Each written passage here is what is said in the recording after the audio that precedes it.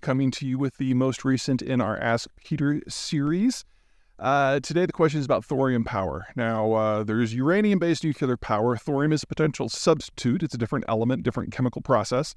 And according to its promoters, thorium is better because it is more difficult to turn into nuclear weapons on the back end. So if you can remove a lot of the proliferation concerns of a uranium power cycle, then maybe we can get rid of some of the obstacles to adopting nuclear power on a broader scale. The short version is probably not, but to understand that, you have to understand how uranium works. So when you mine uranium, you get something that is basically ore where a very small percentage of it is usable. Uranium decays over time, over decades, over centuries, over millennia, and you only get a few tenths of a percent of it that is actually the stuff that you need.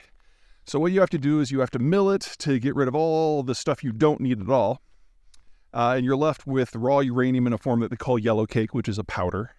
And then you complex that in a compound called uranium hexafluoride, which is solid at room temperature. So you then heat it up a lot and throw it into a gas centrifuge where you spin out the different isotopes. When nuclear material degrades, half-life, all that good stuff, it comes up with different atomic weights.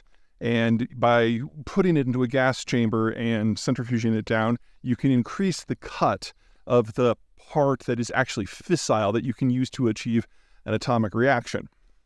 And in the case of a civilian power system, you're after something between 3.5% and 5% roughly. Everyone has their own preferred mix, but that's usually the range. Now, once you have that kind of enriched fuel, you then compound it into a structure like a fuel rod, and then that goes into a nuclear power reactor where it goes through fission. The fission generates heat, the heat drives turbines, the turbines generate the electricity. That's grossly oversimplified. That's basically how it works. Okay. On the back side, when you have a spent fuel rod, what has happened is that the uranium, that is the fissile component, has changed. And now its waste material is plutonium.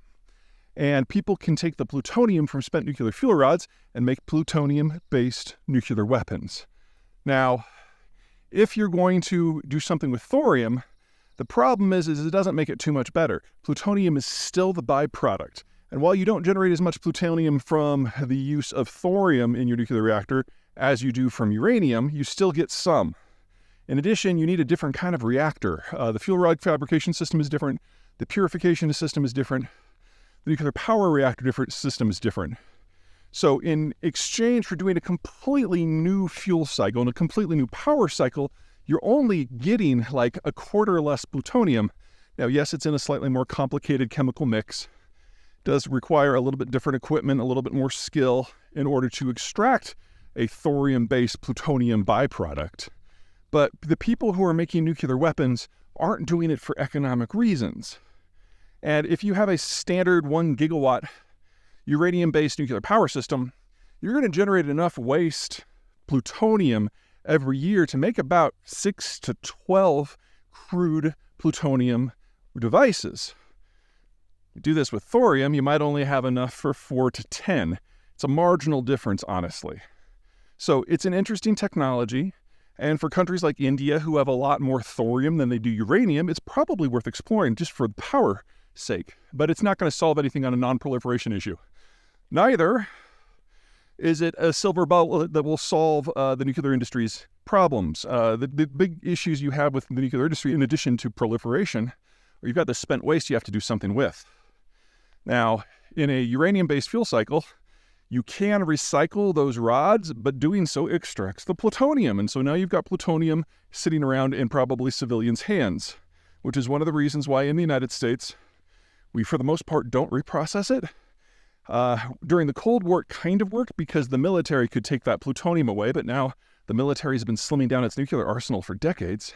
Demand just isn't there. There is no other use for plutonium, really. It's at least not in the volume that it produces this stuff.